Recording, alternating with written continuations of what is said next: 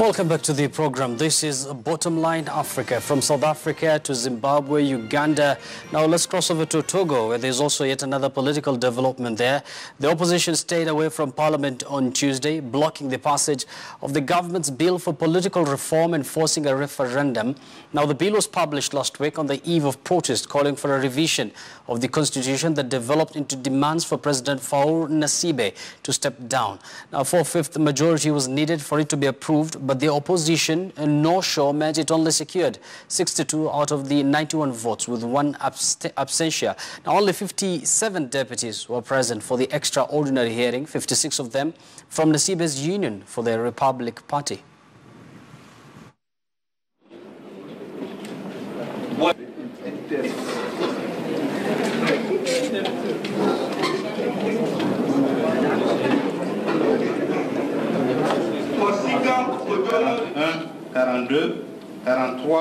We believe that an opportunity has been created with this vote to allow the Tongolese people to have their say.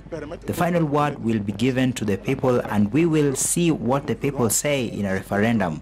Our wish is for the referendum to take place as quickly as possible so that this question can be answered and we can move on to something else.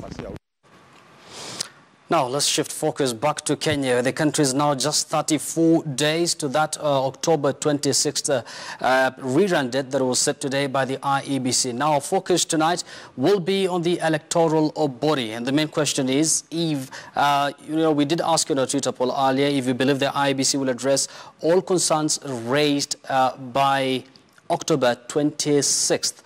And now, yesterday, after that, ruling or, final judgment was read by the Supreme Court judge, a number of leaders gave out their sentiments, their reactions to that full judgment. Among them is the lead counsel of the NASA outfit, James Orengo, as well as the NASA's presidential candidate, Raila Odinga. Let's listen into what they had to say.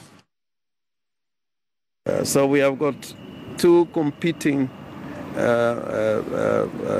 requirements of that of holding the elections within 60 days from the 1st of September, or if an election is not held within 60 days,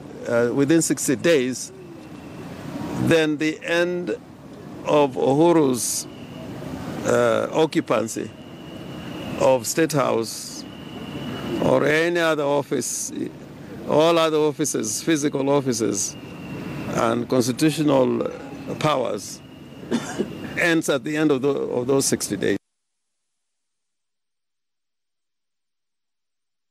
We will not go to an election until the IEBC rectifies all the mistakes which have now been confirmed by the court, until those individuals who are responsible for these criminal acts are brought to book, removed and prosecuted.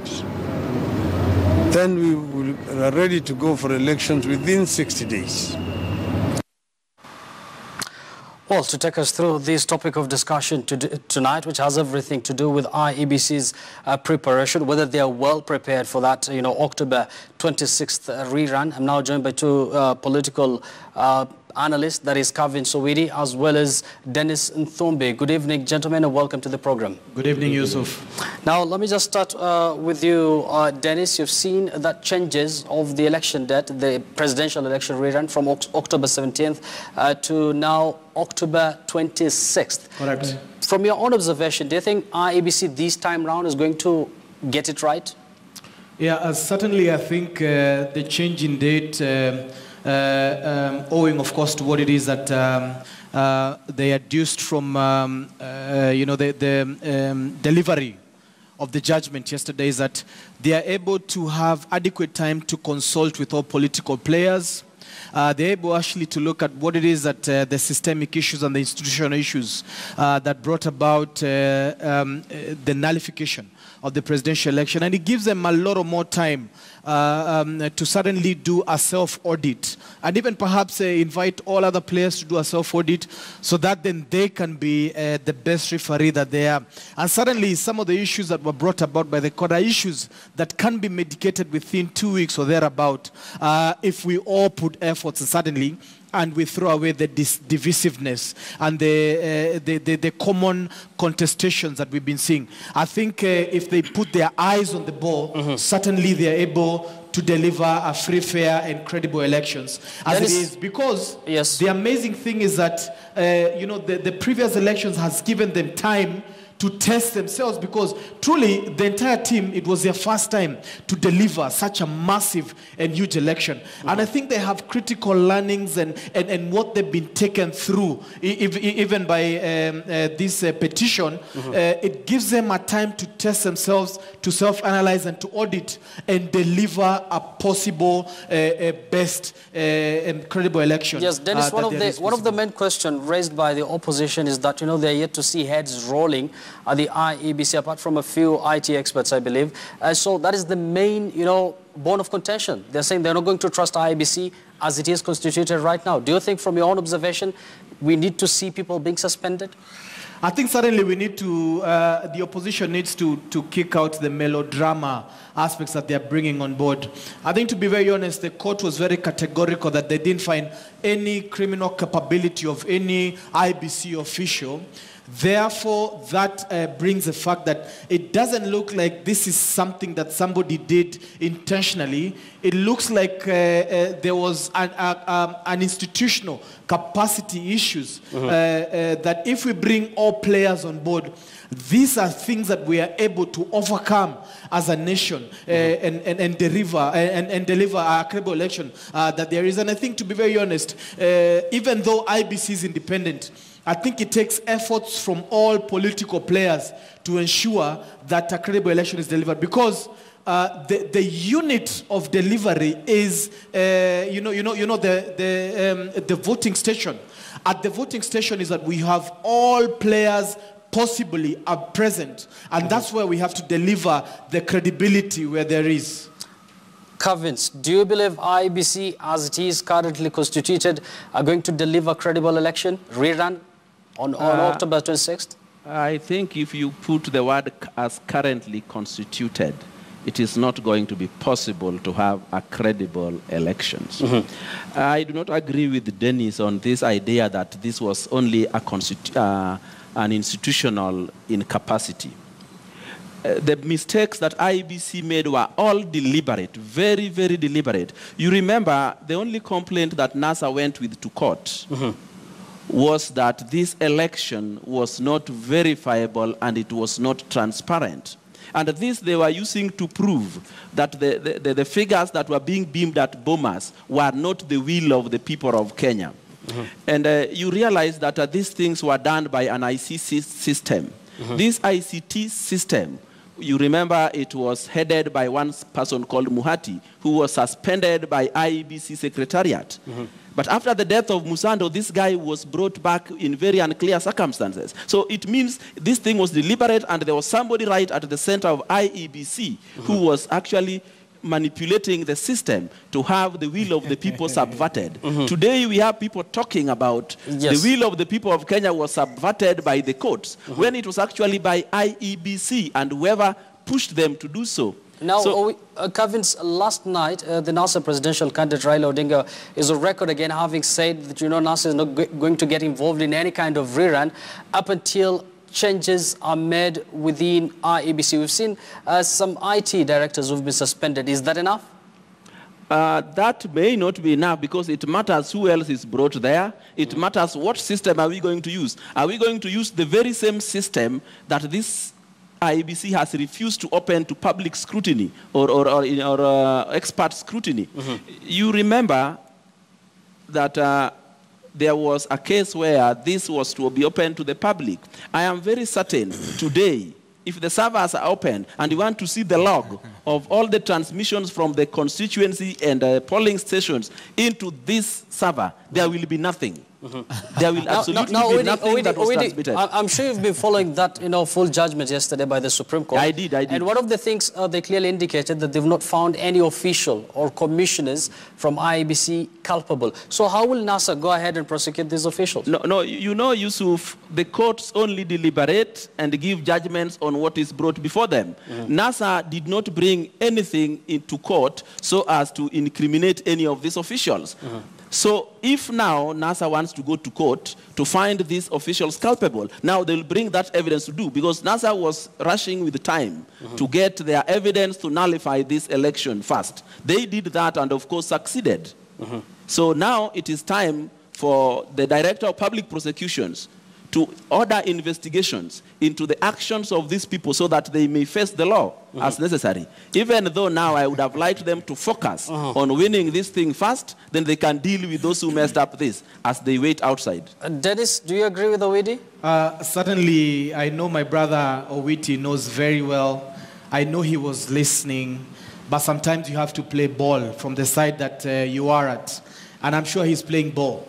The court was very specific that they haven't found any criminal culpability of any electoral official.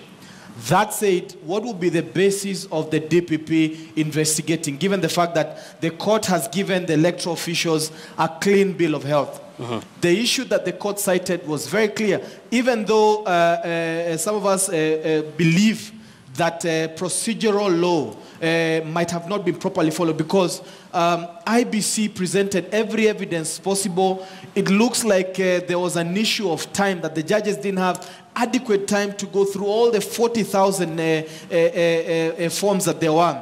But the question that we need to focus on as Kenyans, and sometimes we don't have to be partisan about building this nation and building on democracy.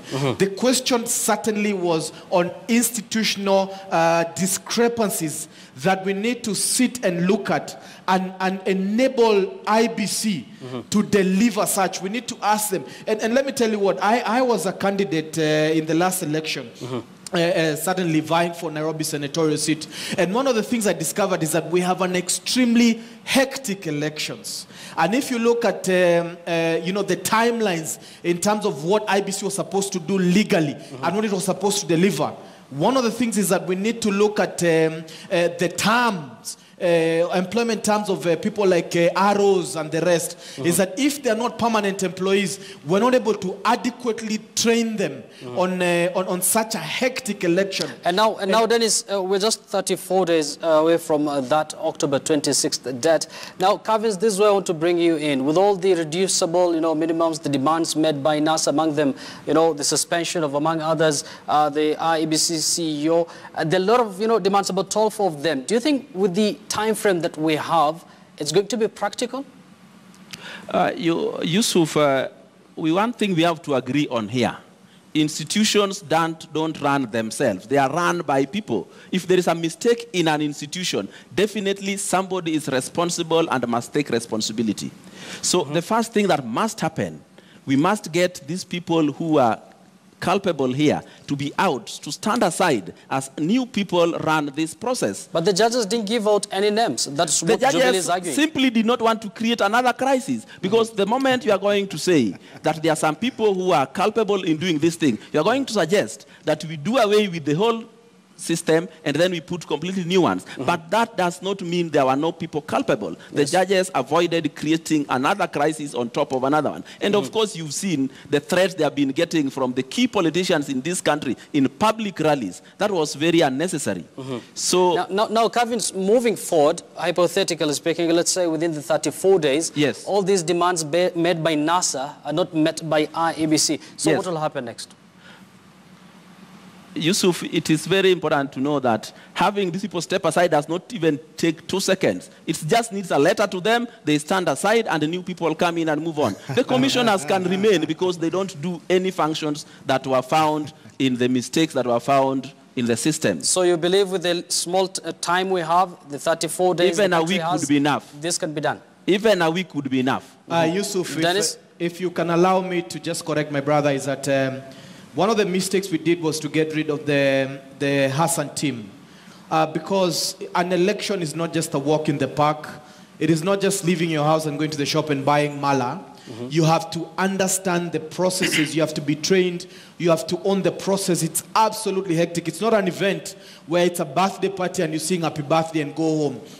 This is a monumental process that you cannot just remove people who understand the procedures, who understand the institution, who understand the law, and put fresh faces and fresh Kenyans are just merely 3 weeks to an election. That is suicidal. That is a thinking that one wants to sink this country further. What we need to do is retain the officials. If anybody, therefore, is found culpable, and this is procedural, even if you institute criminal cases now, we know criminal cases in Kenya take years. You understand? What we need to do is put measures around integrity to ensure that nothing happens, no officer violates the electoral offences, and strengthen the institution. Dennis, don't you think the demands made by NASA are supposed to be implemented? You know, certainly, I believe in sequential democracy. It is where we build things gainfully, bit by bit and step by step.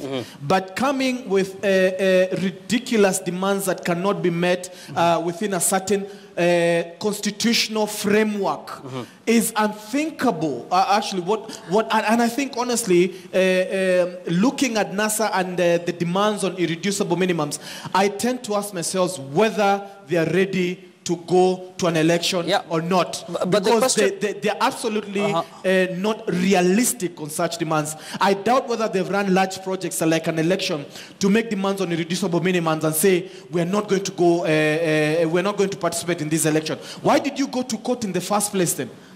But the question is just that, most NASA leaders have raised, they don't want to go to an election where, they believe it's not going to be transparent, only to petition it, and, cost the president once again his win. Don't you think it's prudent for IEBC to clean its house now before heading to the rerun?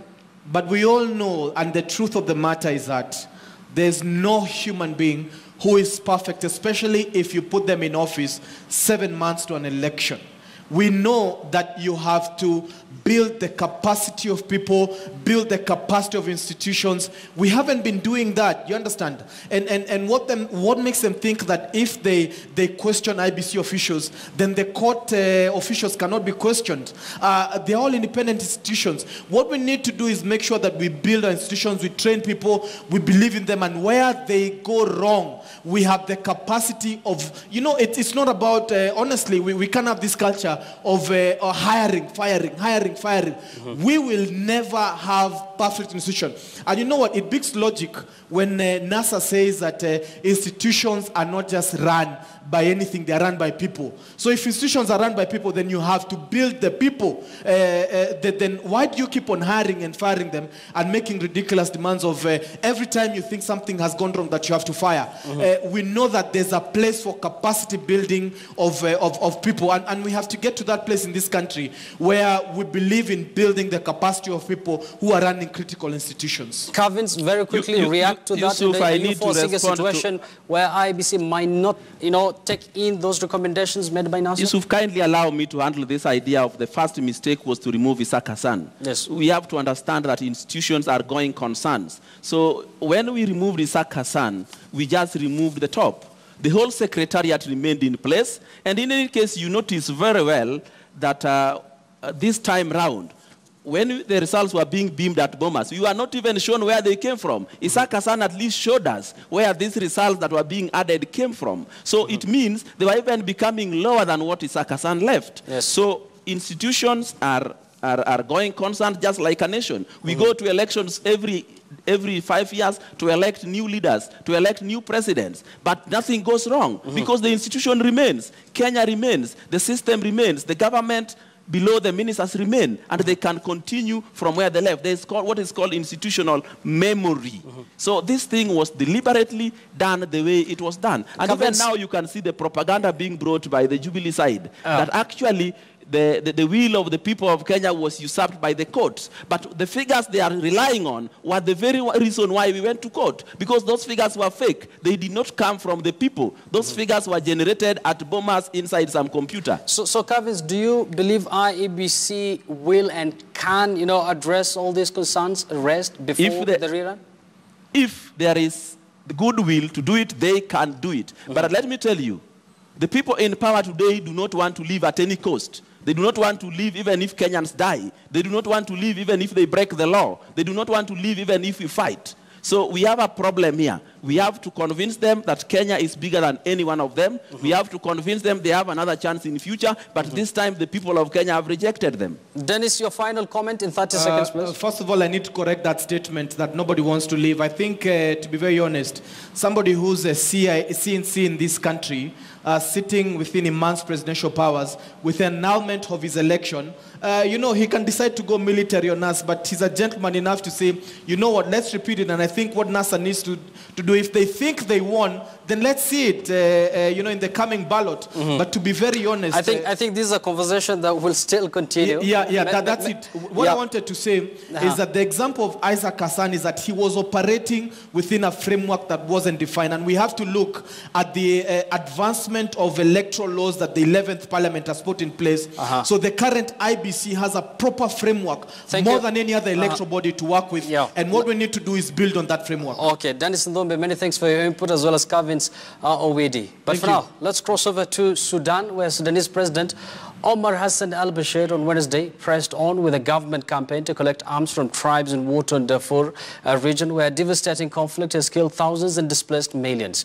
Now, Bashir wanted by the International Criminal Court on charges of genocide and war crimes related to the conflict in Darfur, is touring the region ahead of a U.S. decision on October 12th on whether to permanently lift a decades-old trade embargo on Sudan. The Darfur region has been awash with weapons since 2003, when ethnic minority rebels took up arms against Bashir's Arab-dominated government, accusing it of economic and political marginalization. The United Nations say the conflict has killed about 300,000 people and displaced more than 2.5 million, most of them stuck in large camps. Weapons collection comforts us citizens in general because it leads to stability. I don't want the weapons here. I want safety for the people. We will be one hand. We want to collect our weapons. We want to encourage our children, fathers and husbands to cooperate. We've been greatly harmed by these weapons. Now, this next video is a real throwback. The year is 1953. The person, the current president of Zimbabwe, Robert Mugabe, expressing strong views about racial segregation. Take a look. Well, we are totally opposed to the concept of multiracialism because it assumes in the first instance that the people have got to be arranged in compartments based on color. You have Europeans in one compartment, Asians and coloreds in two other compartments, and the Africans in another compartment. And immediately you talk of multiracialism, you are accepting as a starting point that the races are different, and this difference must be recognized. We are non-racialists in our approach. That is, we regard as an individual as an individual, and that everybody must be accorded his full political rights, whether he be white or black, educated or uneducated, rich or poor. And this is exactly why we are at the moment struggling to earn for our people one man, one vote. Well, that year was 1954, and decades later, Robert Mugabe, who is now turning 94, is expected to defend his seat in Zimbabwe, of course, through his ZANU-PF party. For now, let's look at some events in Africa.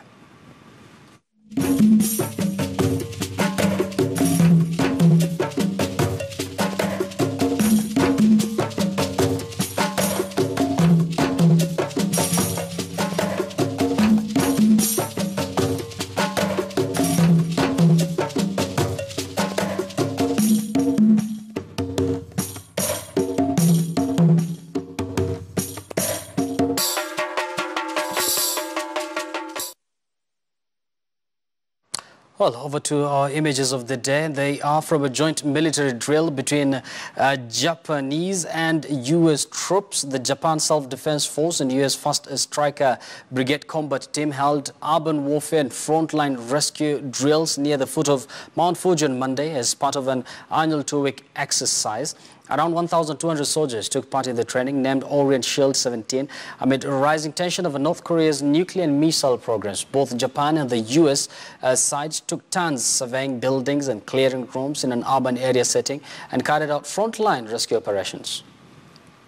Dead face. I got you in the hallway.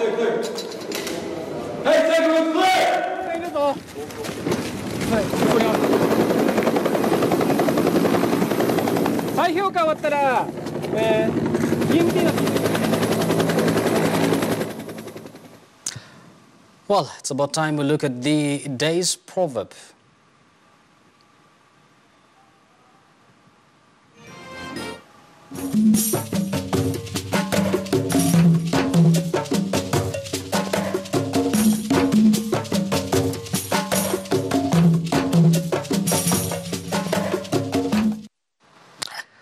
Of course, a very wonderful proverb there from Guinea. Knowledge without wisdom is like water in the sand.